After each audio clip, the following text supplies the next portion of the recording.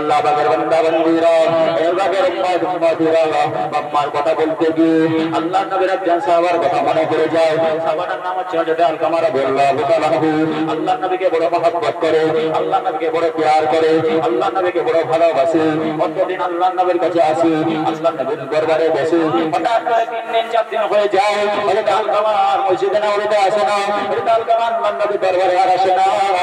আল্লাহ নবী সাহাবাদেরকে জিজ্ঞাসা করতে লেগেছে, এ আমার সাহাবারা, এ আবু বকর, এ উমর, উসমান, আলী, হযরত আলকামার খবর কি? আলকামা আমার দরবারে কেন আসছে না, একটু খবর দাও। আলকামা হঠাৎ করে দরবারে আসছে না।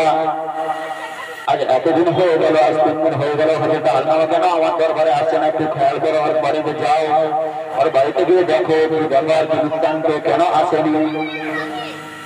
এ নওজওয়ান যুবকেরা, হযরত আবু বকর চলে গেল, হযরত বেলাল চলে গেল, হযরত আলী চলে গেল, হযরত উসমান চলে গেল। হযরত আলকামার বাড়িতে গিয়ে দেখতে পাচ্ছে আলকামা মৃত্যুর জাকান্দানি চলছে, মৃত্যু শয্যায় পড়ে আছে, বিছানায় পড়ে আছে। আলকামার হাত পা লড়ে না, আলকামার জবান লড়ে না, আলকামার চোখ লড়ে না, আলকামা অধীর হয়ে পড়ে আছে। আল্লাহর আলকামার মুখ থেকে কলমাও বার হচ্ছে না। সাহাবারা আল্লাহর নবীর কাছে চলে আসলেন, ইয়া রাসূলুল্লাহ, ইয়া হাবিবাল্লাহ, হুজুর, হযরত আলকামা অসুস্থ, মৃত্যু শয্যায় সজ্জিত, তার কাছে আমরা কলমা পড়ছি কিন্তু কলমা মুখ থেকে বার হচ্ছে না। ইয়া রাসূলুল্লাহ, আল্লাহ হুজুর কি করব? আল্লাহর নবী বললেন, হযরত আলকামার কি বাবা আম্মা বেঁচে আছে? আল্লাহর নবী সাহাবারা বললেন, ইয়া রাসূলুল্লাহ, আল্লাহ হুজুর, আলকামা হুজুরের আব্বা হায়াতে নাই কিন্তু মা হায়াতে আছে। বলে যাও, ওই বুড়ি মাটাকে ডেকে নিয়ে আসবে, চলে যাও। আলকামা দরবারে আল্লাহ রাসূল আলকামার বাড়িতে চলে গেলেন এবং তিনার মাকে যেই ডাকা হয়েছে, ডেকে বলছে, তোমার ছেলে কি তোমার কাছে কোনো কিছু ভুল করেছে? সাথে সাথে বলতে লেগেছে, হ্যাঁ, ভুল তো অবশ্যই করেছে, আমি মাফ করবো না। আল্লাহ নবী বলছে, মা মাফ করে দাও, তোমার ছেলের মুখ থেকে কলমা বার হচ্ছে না, তোমার ছেলের মুখ থেকে কলমা বার হচ্ছে না। হঠাৎ করে আলকামা যখন তার মা মাফ করছে না, আল্লাহ নবী সাহাবাদেরকে বলছে, সাহাবারা তোমরা কাঠ নিয়ে এসো, তোমরা খড়ি নিয়ে এসো। সাহাবারা কাঠ নিয়ে এসে কাড়ি করেছে। আল্লাহ নবীকে মাতা জিজ্ঞেস করতে লেগেছে, ইয়া রাসূলুল্লাহ, আল্লাহ হুজুর, কাঠ কি হবে? বলে আলকামাকে পুড়িয়ে দেবো, আলকামাকে জ্বালিয়ে দেবো। এখন কথা বলে, কোন সন্তানকে তার মায়ের সামনে যদি পুরা হয়, জ্বালানো হয়, তার মাকে সহ্য করতে পারবে? কখনো সহ্য করতে পারবে না। সাথে সাথে মা বলছে, ইয়া রাসূলুল্লাহ, আল্লাহ হুজুর, ইয়া রাসূলুল্লাহ, আল্লাহ হুজুর, আমার সন্তানকে মাফ করে দিলাম। এ আল্লাহ পাকের বান্দারা, এ নবী পাকের উম্মত উম্মতিরা, মাতারা, হুজুরের ভক্ত মুরিদান গণেরা, আল্লাহ পাক আমার আপনার আব্বা আম্মার শান কতটা দিয়েছে, আল্লাহ পাক আমার আপনার আব্বা আম্মার মর্যাদা কতটা দিয়েছে, আল্লাহ পাক আমার আপনার আব্বা আম্মার মর্যাদা, সম্মান কতটা দিয়েছে। আল্লাহ পাক আমার আপনার আব্বা আম্মা কতটা মকাম দান করেছে, একটু খেয়াল করেছিলেন?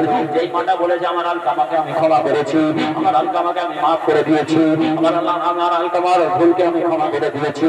আল্লাহ নবী 1000 বছর আগে বলছে, ওই টাইমে যে মাটা বলেছে, আমার আলকামাকে ক্ষমা করে দিয়েছি, সাথে সাথে আলকামা তার জবান থেকে উচ্চারণ হতে লেগেছে, আশহাদু আল্লা ইলাহা ইল্লাল্লাহ ওয়াহদাহু লা শারীকা লাহু ওয়া আশহাদু আন্না মুহাম্মাদান আবদুহু ওয়া রাসূলুহু। সুবহানাল্লাহ। খেয়াল করে, আল্লাহ নবীকে আলকামা এত ভালোবাসতো, এত প্রেম করতো, এত মহব্বত করতো। আল্লাহ নবী, আল্লাহ নবী, আল্লাহ নবী, আল্লাহর পরে যদি কেউ থাকে সেটা হচ্ছে রাসূল। আল্লাহ নবী এত ভালোবাসার পরে আলকামাকে, আল্লাহ নবী এত প্রেম করার পরে আলকামাকে আলকামার মুখ থেকে কলমা বার হচ্ছে না, কারণ তার মা মাফ করেনি। তাহলে ভাবেন, রাসূলুল্লাহ বলছে বাম্মাকে ভালোবাসতে হবে। আল্লাহ আলকামা যেই কথাটা বলেছে, আলকামাকে তার মা যে মাফ করেছে, কলমা জারি হয়ে গেল। তাহলে ভাবেন, আব্বা আম্মার শান ইজ্জতটা কতটা দিয়েছে আমার আল্লাহ তাআলা। আল্লাহ তাআলা মার সম্মানটা কতটা দিয়েছে। এ নওজওয়ান যুবকেরা, এ ছেলেরা, বাচ্চারা, বর্তমানে মা বোনেরা, একটু খেয়াল করে শুনবেন। কাজ করে আমার জিয়ান যুবক ভাইরা শুনবেন, মা বাবাকে কষ্ট দেবেন নি, দেবে যে মা বাবা আপনাকে 10 মাস 10 দিন করবে রাখলো, যে বাম্মা না খেয়ে আপনাকে খেয়ে দিয়ে বলে করলো, এই কথার কথা আমরা সবসময় বাড়ি থেকে একটু বাড়ি গেলে ঘাম বেরিয়ে যায়, সেই আব্বা কতটা কষ্ট করে রাজমিস্ত্রি কাজ করে 10 তলা ঘরের উপরে এই খারাপ হয়ে গিয়ে তোমার জন্য কাজ করছে, মাথার গাম পায়ে পড়ে তোমার জন্য কাজ করছে, তোমার জন্য কাজ করছে, আমার দুই বাচ্চা খাবে, আমার আব্বা আম্মা খাবে, কাজ করছে। সেই বাপকে তুমি কি করে কষ্ট দাও, সেই বাপ মাকে তুমি কি করে কষ্ট দাও, দুঃখ দাও। এ ছেলেরা বাচ্চারা কষ্ট দেবেন না, কষ্ট দেবেন না, কষ্ট দেবেন না। বাপের মর্যাদা আলাদা, বাপের শান আলাদা, বাপের মকাম আলাদা, মায়ের সম্মান আলাদা, মায়ের মকাম আলাদা। মাকে মহব্বত করো, ভালোবাসো, প্রেম করো। যে মা রাত্রে জ্বর হয়েছে, বয়স যখন 10 বছর, যে মা তোমার জ্বরটা হয়েছে, জ্বর লাগছে না, সারা রাত বৃষ্টি হচ্ছে, পানি ঝড় করছে, বাড়িতে শোবে নাই, মা কি করবে, মা শুধু খাচ্ছে, বাবা বাড়িতে নাই, বাবা উড়িষ্যায় কাজে চলে গিয়েছে, মা এত কষ্ট করছে, মা সারা রাত থেকে থেকে আপনার মাথায় জল করতে দিয়েছে, মাথায় সারা রাত হাত তুলিয়েছে, আর মা যা জানে আপনাকে পড়ে খুব খুঁজছে, সেই মাকে তুমি কি করে কষ্ট দাও, সেই মাকে কি করে তুমি দুঃখ দাও, দুঃখ দেবেন না, দেবেন না, দেবেন না। হাতে পায়ে ধরে বলে যায়, বাবা যদি খুশি থাকে আপনার নামাজ কম হতে পারে, আপনার রোজা কম হতে পারে, আপনার পীর সাহেবের সাথে বেশি মহব্বত না হতে পারে, আপনার হুজুরদের সাথে বেশি উঠা বসা না করতে পারে, কিন্তু তোমার বাপ মাকে যদি তুমি সন্তুষ্ট রাখতে পারে, তোমার বাপ মাকে যদি সন্তুষ্ট রাখতে পারে, আল্লাহ নবী 1000 বছর আগে জন্ম দিলেন, বাবা সন্তুষ্ট তো আমি রাসূলুল্লাহ স্বয়ং সন্তুষ্ট। সুবহানাল্লাহ। সেই মাকে তুমি কি করে কষ্ট দাও, সেই মাকে কি করে তুমি দুঃখ দাও। বিয়ে তো তুমি করেছো আলহামদুলিল্লাহ, বিয়ে তো তোমাকে করতে হবে, কারণ বিয়ে করার জন্য ফরজ, করার জন্য সুন্নাত, করার জন্য ওয়াজিব, বিয়ে তো তোমাকে করতে হবে, শরীয়তের হুকুম তোমাকে মানতেই হবে। বিয়ে করেছো বলে এই নয় যে তোমার মার উপরে তুমি কথা বলবে, তুমি আলাদা খাবে, না না না, এটা তো কোরআন হাদিস বলে না। মায়ের ভালোবাসা আলাদা, স্ত্রীর ভালোবাসা আলাদা। মাকে তুমি কি করে তুই তাকারি বলো, মাকে তুমি কি করে উল্টা পাল্টা কথা বলো, যে মা 10 মাস 10 দিন গর্ভে রেখেছি, তোমার একটু ভাত খাই, ভাতটাও পেটে রাখতে পারে না, তোমার কারণে ভাতটাও কক্ষে বমি হয়ে বেরিয়ে যাচ্ছে। মায়ের কত কষ্ট, মায়ের কত দুঃখ। মা যখন তোমাকে যখন প্রসব করবে, মা যখন বাচ্চা হওয়ার সময় হয়, ওই মা যখন বাচ্চা হওয়ার সময় হয়, ওই টাইমে আল্লাহ নবী বলছেন 1000 বছর মৃত্যু থেকে কত কঠিন সময় মৃত্যুর সাথে তুলনা করা হয়েছে। যখন বাচ্চাটা হবে, মায়ের জান বেরিয়ে যায়, মায়ের গেলাস ছুড়ে হাত ছুড়ে পাচ্ছে, মা ওগুলো করে চিৎকার করেছে, বাঁচাও বাঁচাও করতে লেগেছে। এই বাচ্চা ছেলেরা মেয়েরা কি করে সেই বাপ মাকে তোমরা কষ্ট দাও, আম্মাকে কষ্ট দেবেন না, দেবেন না। আল্লাহ নবী 1000 বছর আগে বললেন, মাকে যারা কষ্ট দিল তারা আমি রাসূলুল্লাহ মাকে কষ্ট দিল। আল্লাহ নবী মাকে কতটা ভালোবাসতো, আল্লাহ নবী মাকে কতটা ভালোবাসতো, প্রেম করতো। আল্লাহ নবী যখন কবরে যেতেন, আল্লাহ নবী কান্দে কান্দে কখনো অজ্ঞান হয়ে যেতেন, কখনো হুঁশিয়ার হয়ে যেতেন। আল্লাহ নবী সেই জন্য আমার আল্লাহ তাআলা কুরআনুল কারীমের মধ্যে জানিয়ে দিলেন, ওয়া রাব্বির হামহুমা কামা রাব্বায়ানি সগীরা।